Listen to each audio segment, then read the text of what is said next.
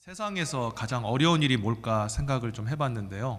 그건 뭐 돈 버는 일도 아니고 또 뭐 아니면 내가 하고 싶은 일들을 이루는 것이 아니라 이 사람의 관계가 가장 힘들고 어려운 것 같습니다. 여러분 다 경험해 보셔서 아시죠? 직장 생활을 할 때나 뭐 가장 가까운 가정 생활 할 때도 정말 사랑해서 또 결혼한 그 남편 아내 뭐 이렇게 안 맞는 게 많은지 크고 작은 것으로 다투고 갈등이 생기는 경우가 참 많이 있습니다.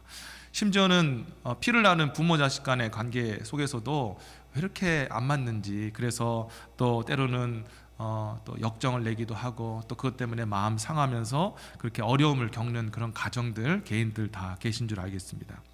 자, 그래서 우리는 어쩔 땐 여러분도 그런 생각을 해보셨겠지만 왜 하나님께서는 이렇게 사람을 창조하셨는데 이렇게 다르게 창조하셨을까, 그런 생각 해보지 않으셨습니까? 좀 비슷하게 창조하시고 어느 정도 이렇게 문제 없이 살아가면은 참 살아가는데 행복할 것 같은데 왜 이렇게 모양도 또 성격도 성품도 다르게 창조하셔서 이렇게 부딪히며 살게 하시는지 참 이해가 되지 않는다는 거죠.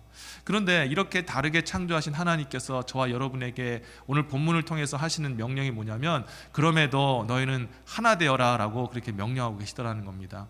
참 힘든 명령을 하신 겁니다. 아유, 하나님 다른 일을 하게 하시지 왜 그렇게 하나 되는 힘든 일을 하게 하십니까? 라고 그렇게 우리가 생각을 하게 되는데요. 근데 분명한 것은 이것은 하나님의 명령이라는 것입니다.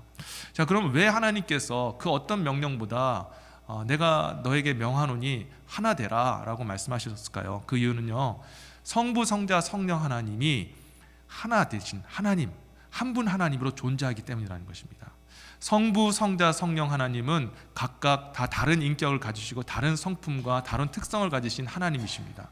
그런데 이 세 분 하나님이 영광스럽게 가장 아름다운 정말 하나됨으로 한 하나님으로 존재하고 계시죠. 그래서 우리가 하나님 하면은 한 분 하나님을 믿지만 또 성부, 성자, 성령 삼위로 계신 하나님을 저와 여러분들이 믿지 않습니까? 이것이 무엇을 의미하냐면 하나님 존재 자체가 하나됨을 추구하시는 존재다, 그것을 통해서 영광을 나타내시는 존재다라는 것을 알 수가 있다는 것이죠. 하나님께서 저와 여러분들을 뭘로 만드셨습니까? 하나님의 형상과 모양으로 창조하셨습니다. 창세기 1장 26절을 보면 하나님이 가라사대 우리의 형상을 따라 우리의 모양대로 우리가 사람을 만들고 라고 기록이 되어 있어요. 하나님께서 내가 만들겠다 하지 아니하시고 우리의 모양과 우리의 형상을 따라 해서 우리라는 그 복수 주어를 사용하셨다는 겁니다. 이것은 성부, 성자, 성령 하나님이 함께 저와 여러분들 만드셨고, 그 하나님의 형상과 모양으로 지음받은 우리는 다시 말해 우리 안에도 하나님의 존재와 같이 하나 되는 그런 사명과 또 하나님의 명령이 우리 마음 가운데 처음부터 주어졌다는 것을 알 수 있다는 것입니다. 그래서 하나님께서 남자와 여자를 창조하시고 제일 먼저 하셨던 명령이 무엇입니까? 그 명령이 이제는 남자가 부모를 떠나 그 아내와 연합하여 둘이 한 몸을 이룰지로다. 전능하신 하나님, 통치자 되신 왕이신 하나님이 그의 모양과 형상대로 인간을 만드셨더라면 가서 다스리라, 통치하라, 그 명령을 하실 것 같은데 제일 먼저 하셨던 명령이 뭐냐면 남자가 그 부모를 떠나서 아내와 합하여 하나가 되라 라고 그렇게 명령을 하셨다는 겁니다. 그래서 우리는 이것을 통해서 하나님께서 우리에게 당신의 그 명령, 하나 되라는 명령을 최초의 인류에 주셨고 우리 모든 인류는 그 사명을 가지고 살아가야 된다는 것입니다. 자, 그러면 왜 하나 되는 그 사명에 우리가 순종해야 되느냐? 하나님의 영광은요, 이렇게 삼위 하나님의 하나됨을 통해서 그 영광이 나타나기 때문입니다. 여러분, 우리가 이 영광이라는 단어가 참 설명하기가 참 어려운데 쉽게 우리가 얘기하자면 아름다운 그런 자연들, 우리가 가끔씩 뭐 야외 예배를 간다든지 아니면 여러분 개인적으로 가정에 여행을 가시다 보면 정말 멋있는 곳에 이제 가시지 않겠습니까? 뭐 산이나 아니면 계곡 같은 데 올라가면 쫙, 특히 미국은 참 그게 너무나 감동이 되잖아요. 드넓은 그런 초원에 아름다운 그런 햇살, 막 거기에서 정말 그 날아다니는 새들을 바라보면서 막 와, 너무 멋있다. 나야가라 폴 같은 데 여러분 가보시면, 지금 저도 많이 가봤지만 처음 그 감격을 잊을 수가 없습니다. 여러분도 다 경험해 보셨고 혹시 못 가신 분들 있으면 기회 되면 한번 가시면 좋겠는데, 그 폭포수가 막 확 쏟아질 때 그 감격, 우리는 그때 하나님 앞에 찬양을 하지 않습니까? 우리 또 많은 그리스도인들도 그렇고 또 많은 미국 사람들도 어메이징 그레이스 하면서 하나님 정말 그 당신의 창조물 너무 위대합니다. 우리 이런 창조물과 피조물 하나님의 만드신 자연을 보면서 막 감격하고 하나님의 그 영광을 우리가 정말 느끼지 않습니까? 그런데 하나님의 영광은요, 어떤 만들어 놓아진 피조물 또 우리의 어떤 인간들, 우리 인간의 성공과 뭐 이런 것들이 아니라 하나님의 영광은 하나님 그분 자체라는 것입니다. 여러분, 이 하나님이 천지를 창조하시기 전에 홀로 하나님 한 분이 계셨잖아요. 그때도 하나님은 영광스러운 존재셨습니다. 왜냐하면 하나님 한 분, 그분 자체가 영광이기 때문에 그렇죠. 그런데 그 영광스러움이 왜 영광스러우냐? 성부, 성자, 성령 하나님이 서로 다른 위격을 가지신, 인격을 가진 하나님이 사랑으로 완전히 하나 되셨기 때문에 그게 영광스럽다는 것입니다. 여러분, 이것을 정말 마음속에 여러분 새기시기를 진심으로 바랍니다. 이건 신학적으로 굉장히 중요한 얘기입니다. 하나님의 영광은 삼위 하나님의 하나됨 속에서 나타난다는 것이죠. 여러분, 그래서 우리가 하나 되어야 하는 것, 그리고 하나됨을 하나님께 명령하신 것은 그냥 힘들고 부딪히는 사람끼리 어떻게든 맞춰라 하는 것이 아니라 하나님의 영광을 우리 안에서 나타나게 하는 일이다라는 것을 여러분 기억하시길 바랍니다. 여러분, 가정의 영광이 뭘까요? 가정의 영광은 남편이 사업을 하거나 직장 생활에서 잘 되어서 돈을 많이 벌고 우리가 집 사고 뭐 아니면 아주 좋은 삶을 살아가는, 이게 영광이 아니에요. 영광은요, 서로 다른 남편과 아내, 서로 다른 성품과 가진 그런 자녀들과 가족이 사랑으로 똘똘 뭉쳐서 하나 되는 것, 그게 영광인 줄 믿으시기를 바랍니다. 그리고 교회의 영광이 무엇입니까? 큰 교회 세우고 큰 건물, 좋은 건물 가서 우리가 와, 우리 시원제일교회 막 대단하다 막 사람들 소문나는 게 그게 영광입니까? 그게 아니라 적은 숫자가 모였다 할지라도 우리가 사랑으로 똘똘 뭉쳐서 하나 되어져 가는 것이 바로 하나님께 영광이다라는 것을 여러분이 아셔야 된다는 거예요.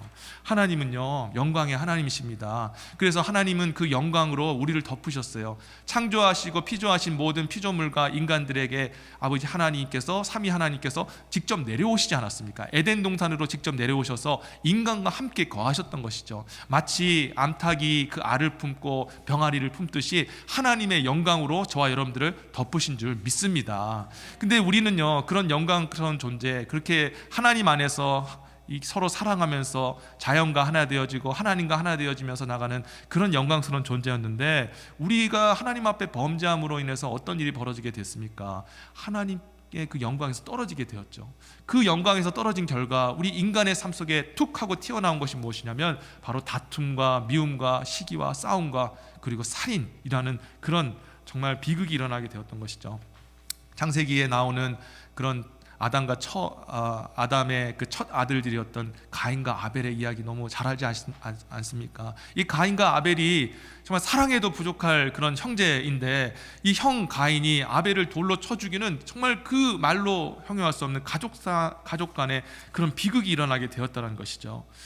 여러분, 이렇게 하나님을 떠나고 하나님의 영광을 떠나는 그 즉시에 우리 인간은 다투고 분열하고 싸울 수밖에 없다는 것입니다. 그런데 이렇게 하나님 밖으로 떨어진, 죄로 인해서 떨어진 저와 여러분들을 하나님이 불쌍히 여겨주시고 은혜를 베풀어 주셔서 예수 그리스도를 저와 여러분 가운데 보내주셨잖아요. 예수 그리스도를 이 땅에 보내주셔서 우리 죄를 다 용서해 주시고 우리 위해 십자가에 달려 죽게 하셨습니다. 그리고 하나님의 때가 되자 성령을 통하여서 저와 여러분들을 예수 믿게 하시고 다시 그 예수를 믿음으로 말미암아 하나님의 영광 안으로 초청하신 줄 믿습니다. 아멘. 그래서 저와 여러분들은요, 이제 하나님의 그 영광 안에 있기 때문에 하나님의 그 영광을 다시 재현할 수 있는 기회가 주어졌다는 것입니다. 다시 말해 우리가 서로 사랑할 수 있는 그런 기회가 주어지게 되었다는 것이죠. 그래서 오늘 본문 3절을 보시면요, 평안에 매는 줄로 성령의 하나 되게 하신 것을 힘써 지키라라고 기록되어 있습니다. 이게 무슨 말일까요? 성령, 우리를 구원하신 성령께서 저와 여러분들을 하나님의 영광 안으로, 하나님의 하나됨 안으로 초청을 해주셨습니다. 그리고 성령께서 평안에 매는 줄로 하나 되게 하셨어요. 다시 말해 우리가 사랑할 수 있는 기본 그런 여건을 만들어 주셨다는 겁니다. 여러분, 참 놀랍지 않습니까? 우리 교회 공동체가 서로 다른 지역에서 태어나시고 삶을 사신 분이 지금 가족보다, 친형제 자매보다 더 가깝게 매일같이 모여서 그냥 한 주 그게 길어가지고 주중에 또 만나기도 하고 토요일도 만나고 죄송합니다. 만날 때마다 기뻐서 막 웃고 떠들며 할 수 있는 그 은혜가 무엇입니까? 아유, 잘 맞으니까. 아니요, 그게 아니라요, 성령께서 저와 여러분들을 하나 되어 평안에 매는 줄로 묶어 주셨기 때문인 줄 믿습니다. 여러분, 교회 말고 세상에 있는 어떤 공동체든요, 자기가 원하는 것이 있을 때는 하하호호하고 모이지만 조금만 수가 틀리고 자기 이익에 부합되면요 언제든지 콩가루같이 흩어져 버리는 게 이게 세상의 그런 조직이고 그룹들입니다. 그러나 우리는 그런 다름과 그런 다른 모양이 있고 다른 성품이 있음에도 불구하고 10년, 20년 정말 함께 그렇게 모여 살 수 있는 것은 우리 힘으로 된 것이 아니라 성령께서 평안에 매는 줄로 묶어 주셨기 때문인 줄 저는 믿습니다. 여러분, 그래서 그 은혜로 말미암아 우리가 하나님의 그 영광을 쫓아서 하나 될 수 있는 그런 그 길이 열렸는데, 자, 그렇다면 우리는 어떻게 하면 하나 될 수 있을까? 오늘 사도 바울이 오늘 권면하기를 자, 세 가지를 우리가 해야 된다라고 얘기를 하고 있습니다. 2절 한번 보세요. 모든 겸손과 온유로 하고 오래 참음으로 사랑 가운데서 서로 용납하고 라고 기록되어 있어요. 우리가 하나됨을 추구하기 위해서 주님께서 주신 거룩한 능력 세 가지가 있는데, 첫 번째 겸손의 능력이라는 것입니다. 겸손이라는 것은 나보다 남을 낮게 여기는 것이죠. 그렇죠? 네, 낮게 여기는 게 아니라 낮게 여기는 것입니다. 그런데 보통 사람들하고 사람 사이에 다툼이 일어나고 갈등이 일어난 이유가 무엇인지 아십니까? 문제가 있기 때문에 일어나는 게 아니에요. 여러분, 이 남편하고 아내하고 별거 아닌 거 가지고 다투지 않습니까? 치약을 예를 들어서 많이 쓰는 예화지만 아내분은 이렇게 짜가지고 쓰시는 분이 있는데 또 남편분은 콱 하고 이렇게 눌러 짜서 이렇게 쓰시는 분이 있어요. 그래서 아침에 양치하러 가려고 하는데 치약이 이렇게 막 이렇게 우그러져 있으면 막 화가 팍 일어나면서 막 뭐라 하지 않습니까? 남편도 아내에 대해서 마찬가지고요.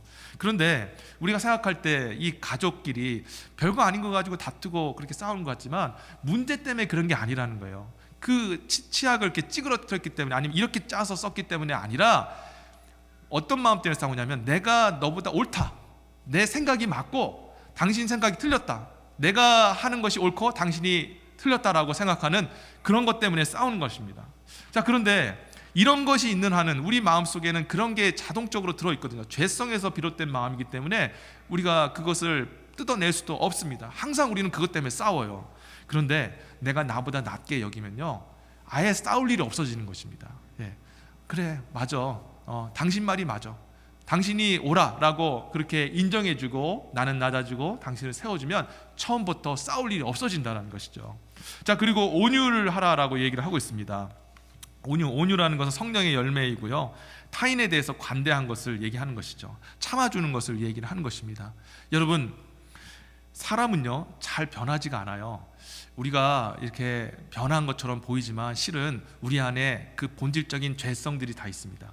예를 들어서 욱하는 어떤 성품을 가지신 분이 있어요. 그런데 하나님의 은혜로 성령으로 말미암아 내 그 욱하는 성품이 조금씩 누그러지고 잘 티가 안 나요. 그래서 우리들은 많은 사람들은 야, 우리 누구 집사님, 누구 권사님, 누구 목사님, 야, 진짜 변화됐다, 사람 되셨다, 막 그러면서 놀라지 않습니까? 그런데 실은 어떤 그런 상황 가운데 내가 화가 날 수밖에 없는 그런 상황 가운데 딱 다시 직면하게 되면 안에 있던 게 쿡 하고 또 나오는 거예요. 성격 급하신 분들은 또 급한 성격이 나오기도 하고, 욱하시는 분들은 또 그렇게 막 분노하면서 나오는 거예요. 여러분, 그래서요 사람은요, 제가 소망 없는 얘기가 아니라 우리 본질을 얘기하는데 절대 안 변합니다. 절대 변하지 않아요. 우리 옛말에 사람은 고쳐 쓰는 거 아니다라는 그런 말이 있지 않습니까? 그게 그 세상 말이기도 하지만 그게 인간의 그 역사 속에서 증명된 거거든요. 사람은요 본질이 변하지가 않아요. 죄성이 있기 때문에 그 모든 죄악된 막 다투고 욱하고 급한 성격 다 그거 하나님께로 나온 성품이 아니라 죄에서부터 나온 성격인데, 죄성을 가지고 태어난 저와 여러분들이 어떻게 그것을 제어할 수가 있겠느냐라는 것이죠. 빼낼 수가 없습니다. 오직 우리가 온전한 성품으로 하나님 앞에 영광 돌릴 수 있는 때는 예수님께서 이 땅에 재림하시고 오시고 심판하신 다음에 저와 여러분들에게 완전한 육체와 깨끗한 영혼을 주셔서 우리가 영화로운 존재가 되어질 때, 그때에 우리는 흠도 없고 점 없는 완전한 존재가 되어지는 것입니다. 그러나 그때까지는 우리 안에는 연약함들이 있을 수밖에 없다는 것이죠. 그래서요 사람을요 설득으로 고쳐서 변화시키는 거 불가능하다라는 것을 여러분 아셨으면 좋겠습니다. 남편이든 아내든 자식이든 내가 어떻게든 너의 그 고집을 한번 꺾어서 바꿔버리라, 너의 생각을 바꿔버리라 하는 그 자체가 불가능한 일에 도전하는 것입니다. 거기에 너무 애쓰지 않으셨으면 좋겠어요. 그럼 어떻게 하나 되냐? 목사님, 이렇게 다른 사람, 이렇게 안 맞는 사람, 변하지도 않는데 어떻게 하나 될 수 있습니까? 갈 수 있습니다. 왜냐하면 우리에게 하나님께서 예수 그리스도의 십자가의 복음의 능력과 성령을 우리에게 주셨기 때문이라는 것입니다. 여러분, 예수님께서 이 땅에 오셔서 하신 일이 무엇입니까? 우리를 위해서 겸손하게 육체를 입으시고 이 땅 가운데 내려오지 않으셨습니까? 최고 겸손하신 분이 누구세요? 바로 하나님의 아들 예수 그리스도이십니다. 그리고 그 겸손하신 예수님께서 저와 여러분들 죄인인 저와 여러분들 거룩하신 하나님, 절대 존재론적으로 가까이 할 수도 없고 정말 함께 할 수도 없는 그런 저와 여러분들을 끝까지 품고 참아주셨잖아요. 우리가 깨끗해서요? 우리가 온전해서요? 아니요. 예수님이 참아주셨기는 오래 참고 오래 참는 사랑 가운데 온유함으로 우리를 참아주고 붙잡아주고 기다려주고 품어주셨기 때문에 우리가 결국에는 성령의 은혜로 말미암아 구원함을 받아 하나님의 백성이 된 줄 믿습니다. 그런데 이 사랑과 은혜를 저와 여러분들이 알잖아요. 그 은혜로 말미암아 우리가 구원받는 것에 대해서 감사하고 하나님 앞에 영광 돌리며 살아가고 있지 않습니까? 이 말은 예수의 그 십자가 복음의 은혜가, 그 사랑이 저와 여러분 가운데 이미 주어졌다라는 것을 의미하는 거예요. 자, 그런데 그럼 그것이 능력이 돼야 되는데 어떻게 능력이 되어지느냐? 바로 성령께서 하시는 일이 바로 그 일을 하신다라는 것입니다. 우리가 성령께 의지하면서 예수 그리스도의 십자가의 그 은혜와 우리를 위해서 베풀어 주신 그 은혜를 우리가 기억하고 생각하고 묵상할 때 성령께서 그 예수의 그 십자가의 은혜가 머릿속에 있었던 그런 상상으로만 있었던 그 십자가의 은혜가 진짜 감동으로 그리고 감정으로 내 안에서 나타날 수 있도록 역사해 주신다는 것입니다. 그게 성령이 하시는 일이에요. 제가 여러분들에게 이렇게 프로젝트를 해서 어려운 사람이 있습니다. 이 분을 우리가 도와야 합니다. 도와야 될 이유는 첫째, 둘째, 셋째 하면서 이렇게 설명을 했다고 해요. 이 설명을 듣고도 여러분 감동하시는 분이 있겠지만 많은 분들이 그런가 보다 하고 그렇게 넘어갈 수 있어요. 그런데 예를 들어서 제가 설명하는 것이 아니라 진짜 어렵고 힘든 사람, 아니면 노숙자라든지 아니면 예를 들어서 진짜 힘들어서 그 자리에서 막 신음하고 고통한 사람이 앞에 있으면 여러분 마음이 어떻습니까? 감정이 움직이지 않습니까? 도와야 되는데 어떻게든 이 사람을 도와야 된다 하면서 가지고 있는 거 다 내어주고 우는 사람 가서 껴안아주고. 이게 왜 이런 일이 일어나냐면요, 사람은 행동할 때요 지식으로 논리로 행동하는 게 아니라 감동과 감정으로 행동하는 거예요. 그런데 우리 안에 있는 지식으로 남아있는 그 예수 그리스도의 그 은혜를 성령께서 감동이 되게 하신다는 거예요. 감정이 되게 하신다는 것입니다. 오래 참을 수 있고 겸손할 수 있도록, 그리고 온유할 수 있는 능력을 행할 수 있는 역사로 성령께서 역사해 주신다는 것입니다. 예수 그리스도의 사랑과 은혜가 있고 우리 안에 성령의 함께 하심이 있기에 우리는 하나 되는 일들을 할 수 있는 줄 믿으시기를 주의 이름으로 축원합니다. 그렇기 때문에 하나 되는 것을 피하는 것은 그건 하나님 기뻐하시지 않는 일입니다. 여러분, 하나됨을 실천하기 위해서 저와 여러분들은 사람을 만나고 부딪히는 일을 감수해야 합니다. 히브리서 10장 25절에 보면 모이기를 패하는 어떤 사람의 습관과 같이 하지 말고 오직 권하여 그날이 가까움을 볼수록 더욱 그리하자. 히브리 기자는 세상에 이제 종말이 가까울수록, 예수님 오시는 그날 가까울수록 더욱더 모이기에 힘써야 된다고 얘기하고 있습니다. 다시 말해 사람과 사람이 계속 부딪히며 만나는 그 힘든 과정을 피하지 말고 하라고 얘기를 하고 있다는 거예요. 오늘날 우리 많은 사람들은요, 이 시대 사람들은 참 사람 만나는 걸 이제 좀 많이 힘들어하는 것 같아요. 왜냐하면 사회 자체가 너무 빨리 발전하고 있기 때문에 그것 때문에도 스트레스인데, 또 사람하고 만나가지고 또 관계하면서 부딪히고 하는 것이 너무 싫어서 웬만하면 이제 피하려고 합니다. 특별히 우리가 지난 코로나 기간을 겪으면서 이렇게 격리했잖아요. 처음엔 다들 어색하고 떨어지면 어떡해, 우리가 멀어지면 어떡해, 인간관계 다 파괴되는 거 아니야 그랬는데, 놀랍게도 이런저런 방법으로 멀리 떨어져 있어도 서로 연락하고 하는 거 전혀 문제를 못 느꼈거든요. 그러다 보니까 이 시대가 더욱더 서로 멀어지고 조금만 문제 생기면 아예 관계를 딱 끊어버리는 그런 시대가 돼버리고 말았던 거죠. 교회 안에도 그런 안타까운 모습들이 종종 나타나는 것 같아서 참 마음이 좀 그렇습니다. 그런데 여러분, 우리 그렇게 하면 안 된다는 거예요. 왜? 주님께서 저와 여러분들을 부르실 때 하나 되게 하시기 위해서 부르신 거거든요. 너희는 그 주의 그 부르심에 순종하라. 너희는 부르심을 받았다. 무슨 부르심입니까? 삼위 하나님이 영광스럽게 하나 되신 것처럼 그 모양과 형상대로 지음받은 저와 여러분들도 하나 되는 존재, 하나됨을 추구하는 존재로 부르심을 받았다는 거예요. 그렇기 때문에 우리는 모여야 한다는 것입니다. 여러분, 이런 말 있잖아요. 사랑의 크기는 상대방 거리에 반비례한다.